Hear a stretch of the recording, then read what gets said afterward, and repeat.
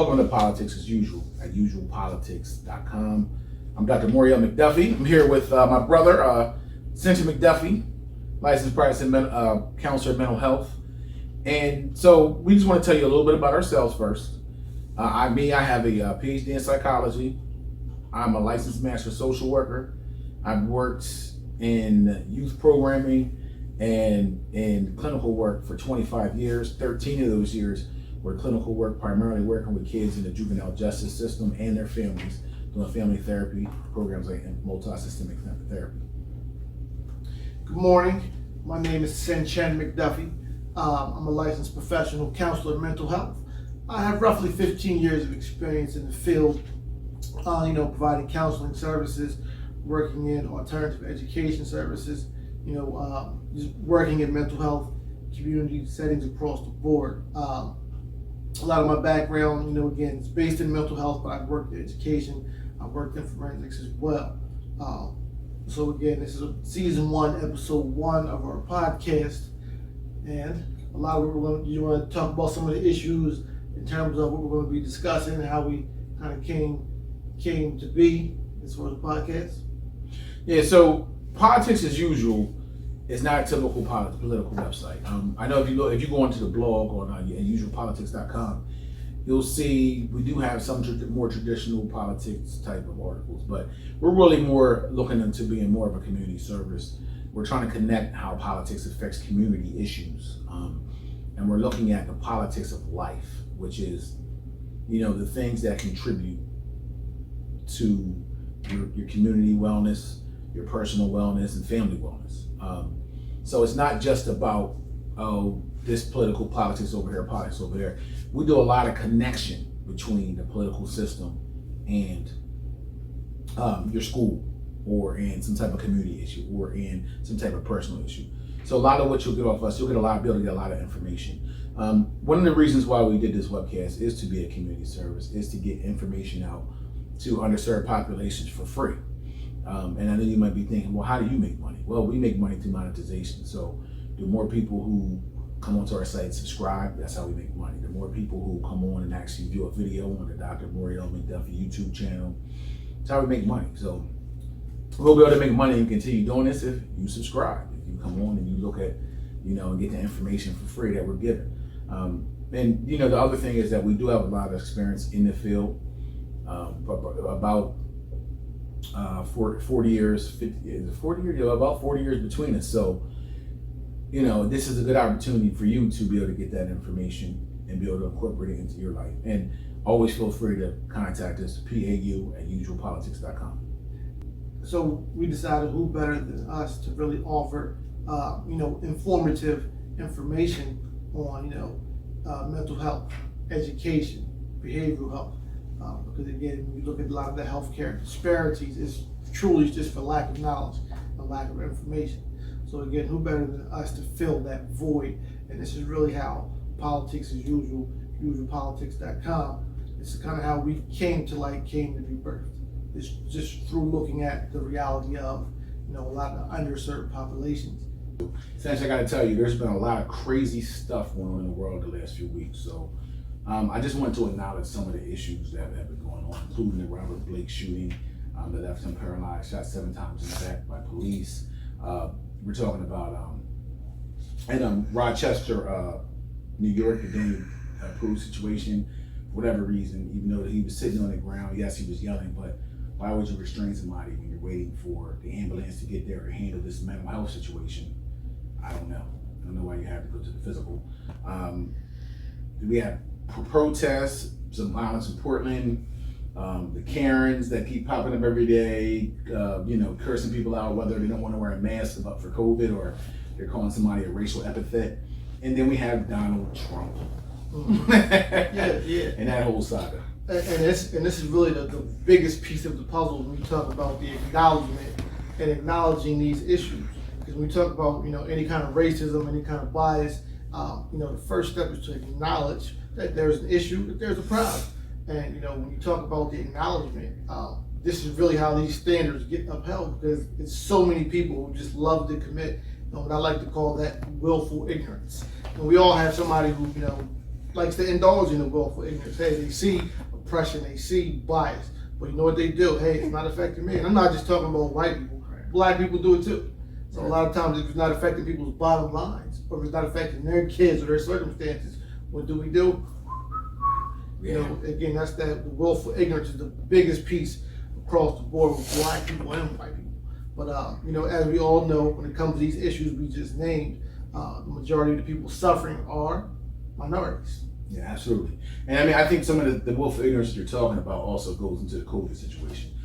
People who they just refuse to listen to science, they dislike science, and I see those two groups as the same. And I could probably talk about this for hours and hours on end. But those groups that hate facts and hate science, they want to create their own reality outside of facts. I think they're similar, if not the same, to the group that doesn't that has willful ignorance in terms of racial justice. But we'll talk about that another time. Definitely.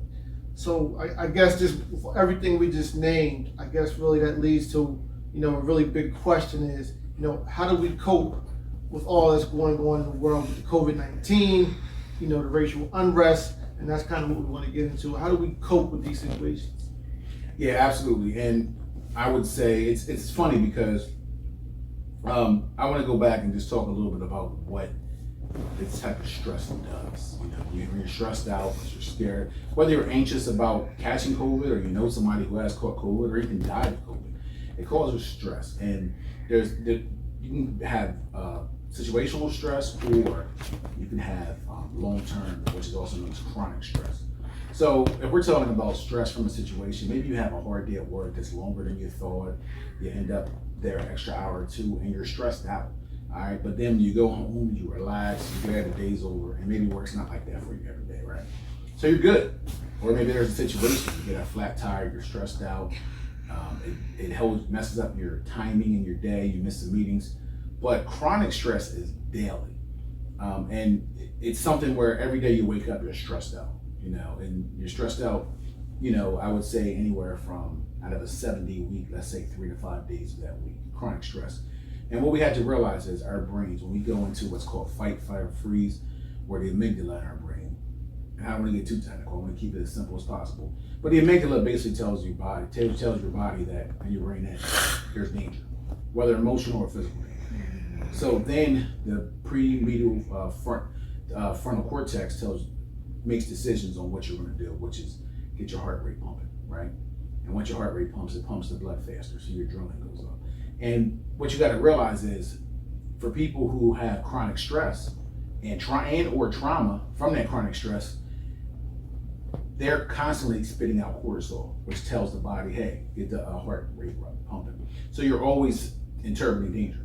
So if you're always interpreting danger, what happens is that cortisol starts to attack your organs, it attacks your body, and it causes you health problems. Your chest starts hurting. It gives you all types of issues. So it manifests itself physically. And I think a big part of that manifestation physically, which a lot of people don't really give credence to when you talk about healthcare disparities, you talk about these doctors, a big part of that that credence is when you see in minorities in particularly, that stress turns into a way of life, which really in turn is survival. Meaning, that fight, flight, you're dealing with it every day, whether it's in your community, having to work 3-4 jobs to make sure, you and your kids aren't homeless. So again, internally and physically it becomes, a way of survival.